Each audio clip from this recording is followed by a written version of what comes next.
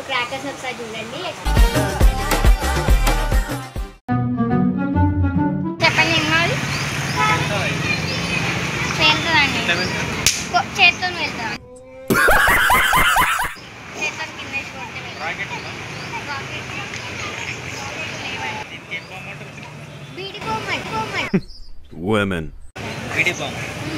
అట్లా నోట్లో పెట్టుకోకండి, పేలుతుంది.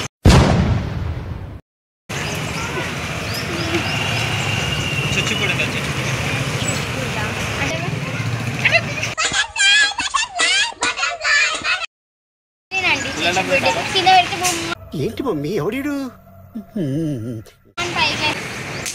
చాలా అవైలబుల్గా ఉన్నాయండి. 120, 350.